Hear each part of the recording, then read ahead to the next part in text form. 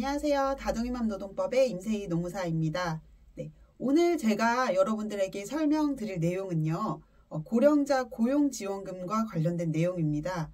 네, 2023년도 3월에 고용노동부 정책자료실에 고령자와 관련된 고용안정지원금의 그 지침이 게시가 한번 된 적이 있습니다.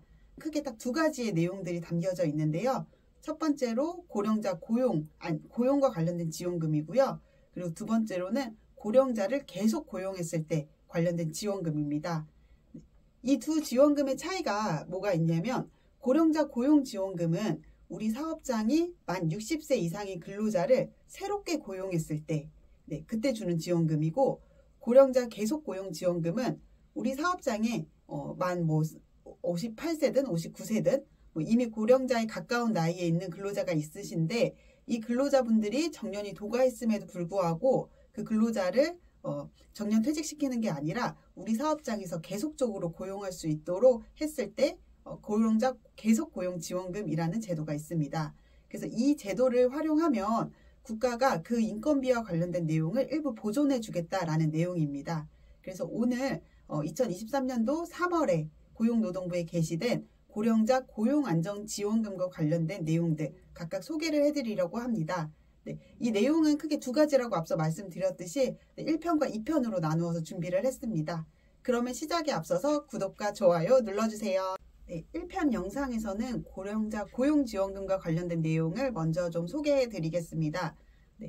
고령자 고용지원금의 요건이 무엇인지, 그리고 금액을 어느 정도 받을 수 있는지, 그리고 그 지원 기간이 어느 정도인지에 대한 내용을 소개 먼저 해드리도록 하겠습니다. 지원 요건부터 살펴보도록 하겠습니다.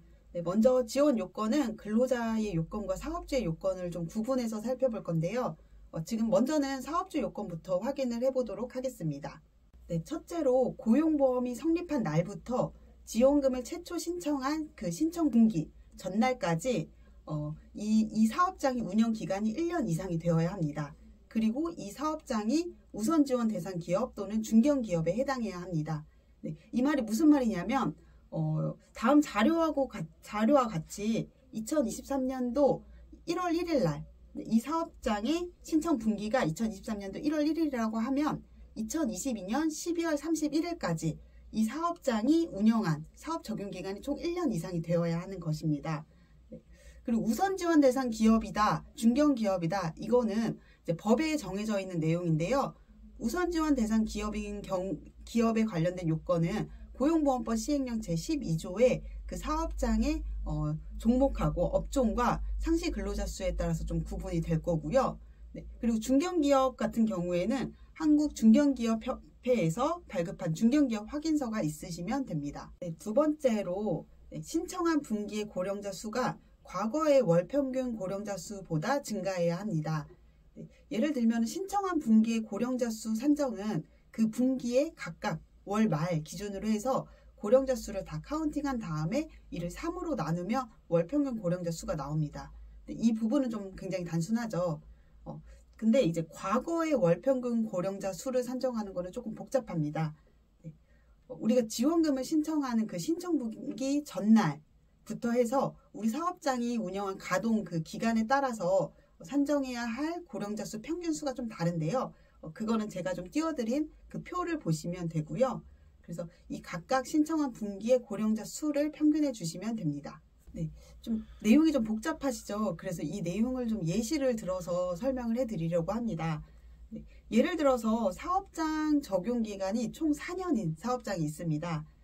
이 사업장은 과거 3년 동안 우리 사업장의 고령자 수를 평균을 해주셔야 하는데요.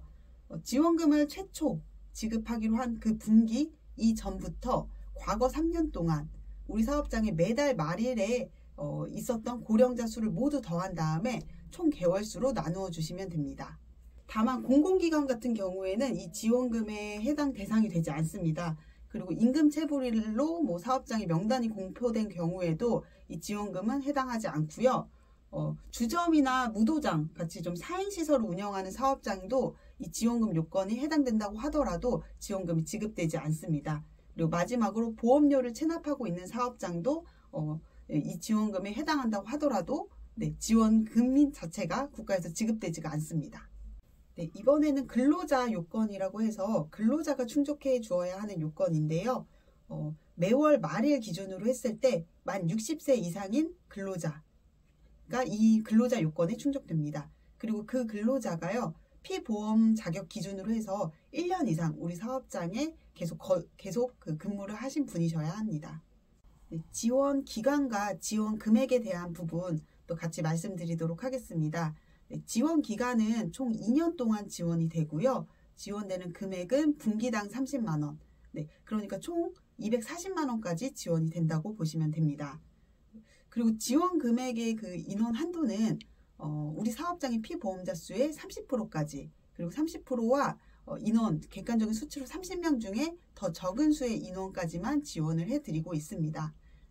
그리고 10인 미만 사업장인 경우에는 3명까지 지원을 해주고 있습니다. 지원 기간 및 신청 방법에 대해서도 안내 드리겠습니다.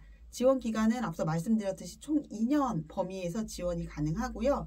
신청하는 방법은 고용센터에 직접 방문 또는 우편 접수도 가능하시고, 고용보험관리공단 사이트에서도 접수하셔서 신청하시는 것이 가능합니다. 주의사항인데요. 지원금을 부정이나 거짓된 방법으로 받으시는 경우에는 이미 받았던 그 지원금을 다 반환 명령이 나올 거고요. 그리고 최대 5배까지 추가 징수가 되는 경우도 있습니다. 그리고 지원금을 향후에 받는 것에 대해서도, 다른 지원금 받는 데서도 제한이 있을 수가 있고요. 그리고 이것과 관련돼서는 형사처벌도 있을 수 있습니다.